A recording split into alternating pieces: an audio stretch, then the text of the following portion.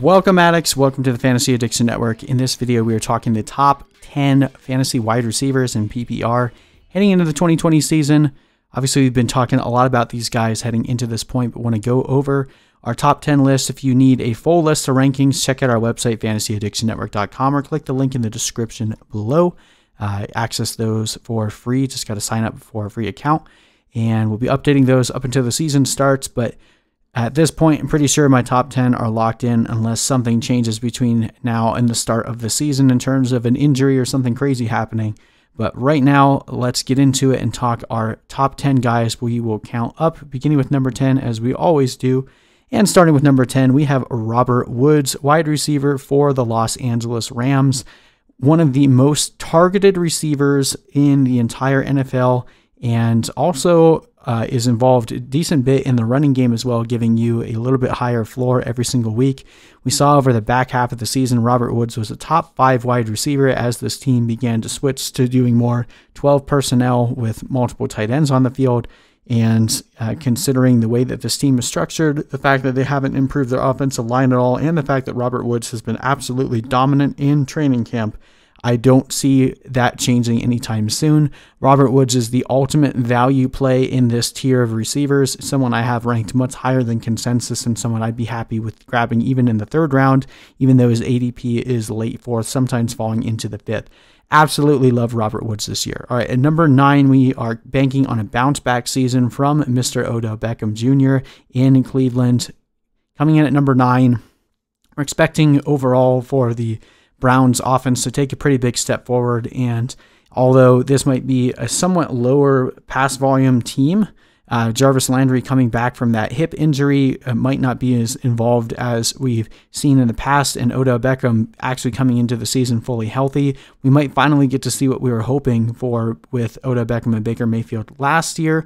Obviously hampered by a short offseason, being traded halfway through and also being hurt for the entire year. I think Odell Beckham is being forgotten about in a lot of fantasy circles, and I think this year he reminds people why he was so valuable in his career up to this point. All right, so at number 8, we have Allen Robinson over in Chicago. David Montgomery going down today should force this team to have to throw the ball even more. Allen Robinson, also one of the highest targeted receivers last year, creates a lot with his with the catches that he makes as well. For the most part, the receivers that we typically go after are guys that create a lot in space and are do a lot more with their targets than the average receiver. Allen Robinson, also one of the most undervalued receivers heading into this year, was a wide receiver 1 last year. There haven't been any major changes to the personnel on the offense there to expect Allen Robinson to not be as heavily involved as he was in 2019. So Allen Robinson coming at number 8 seems like a no-brainer to me. All right, jumping up to number 7, we have DeAndre Hopkins. Now, this one is, I guess, in the middle of consensus right now, because even though his ADP is number 5, there's a lot of analysts that have him outside the top 10. I had him there at one point, and just expecting the Cardinals offense to take a step forward, while I do think Christian Kirk and Larry Fitzgerald will still be involved. DeAndre Hopkins is probably the best receiver in the league in terms of route running, in terms of being able to create just really plays out of nothing. One of the most athletic wide receivers we've seen, someone that is very durable, has played through a lot of injuries. Even when he's on the injury report, he still comes out and balls out. So to expect DeAndre Hopkins to fall out of the top 10, I think might be a little ambitious. I do think he's not going to have the same target share that he's seen in Houston, but they went out of their way to acquire him. Kyler Murray, we're expecting to take a step forward, and I think DeAndre Hopkins is really going to help, especially in the red zone, which is where Kyler Murray kind of struggled last year. So DeAndre Hopkins, even if he sees 30 less targets than he did last year, could very easily see 10+ touchdowns, and I think that will make up for it in the end. So while he's not someone that we're actively going out and acquiring because of his ADP being a bit higher than we're willing to pay, coming at number 7 doesn't surprise me at all in terms of our overall projections. All right, and then at number 6, we have DJ Moore, a guy that we are touting heavily. I know he's pretty popular in the fantasy Twitter sphere, but someone in traditional leagues, people that aren't as up to date at what's going on in the fantasy football sphere might not be as up to date on this guy. DJ Moore is our pick for the breakout player, the Chris Godwin of 2019. We expect DJ Moore to take a massive step forward. People will make the excuse he doesn't score touchdowns, but he was playing with Kyle Allen last year, and Cam Newton has never really been known for throwing a lot of touchdowns. And plus, it was his rookie year in 2018, so we're going on a very short sample of low touchdown volume. He had a lot of touchdowns in college, including an 8-touchdown season. I don't see why he can't have an 8+ touchdown season this year with Teddy Bridgewater already developing a ton of chemistry with him in training camp. This is a Joe Brady offense that completely lit the world on fire with Joe Burrow there in LSU. So DJ Moore is truly my favorite receiver this year, someone that I will pick in the 3rd round every single time, and will even take at the end of the 2nd sometimes if I don't see anyone else there at value. I think he massively outperforms his ADP this year, and I think the Panthers are going to have to throw the ball a lot.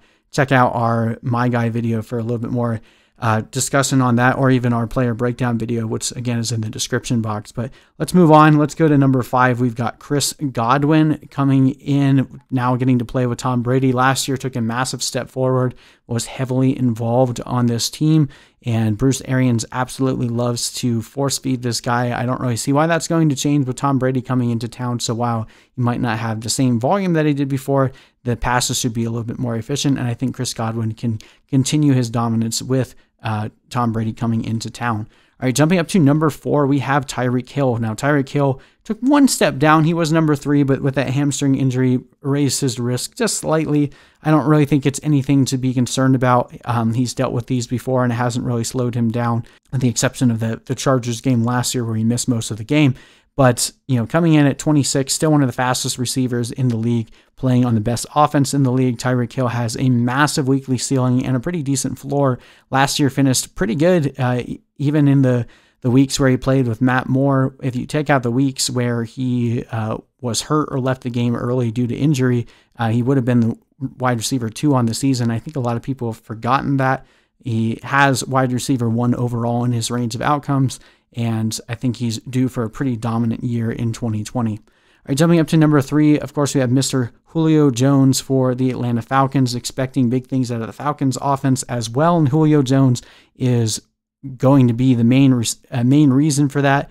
So maybe his upside is capped a little bit if Calvin Ridley, Hayden Hurst, Russell Gage, and Todd Gurley can all stay healthy. But overall, Julio Jones is going to find a way to continue to command targets, and has really shown no signs of slowing down even as he heads into his age 31 season. So absolutely love Julio Jones this year. Another guy that could very easily jump and finish in the number 1 overall spot, the position. It's just the rough part with them is drafting around where we're trying to get our second running back. So it comes back to, if you can get these guys at value. I love Tyreek Hill and Julio Jones, but again, need to get him at value. Okay, at number 2, this one might surprise some people that we have him at number 2, but Michael Thomas last year breaking the record for most receptions in a single year. Obviously, that is due to regress some.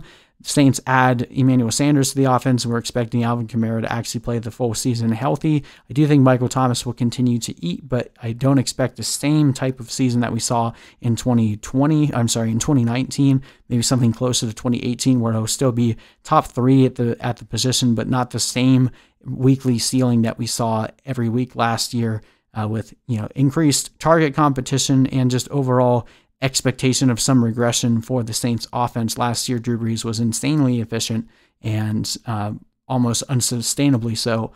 So while I think Michael Thomas is definitely worth being drafted as the number 1 overall wide receiver, I don't see his upside nearly as high as Davante Adams, who is our number 1 receiver. Finally made the jump. We had Michael Thomas there for most of the offseason, but finally pushed Adams up to the top. And the reason being is there literally is no one else in Green Bay for Aaron Rodgers to throw to. I really think this is going to end up being I don't think revenge is the right word, but I do think Aaron Rodgers is going to play this season with a bit of a chip on his shoulder. And while it might not result in consistent fantasy production for him, Davante Adams is going to get up an absurd amount of targets this year. I'm talking he could potentially break Michael Thomas's reception record from last year. 200 targets is within the range of outcomes for Davante Adams this year, and I'm not joking when I say that. almost a lock for 10 plus touchdowns if he plays the full 16 games, and is, in my opinion, the only receiver that has the potential to outperform on a week-over-week basis some of the top-end running backs, and is really the only receiver I'm personally considering above running backs in the first round. So take that for what it's worth, but Davante Adams is our #1 receiver this year.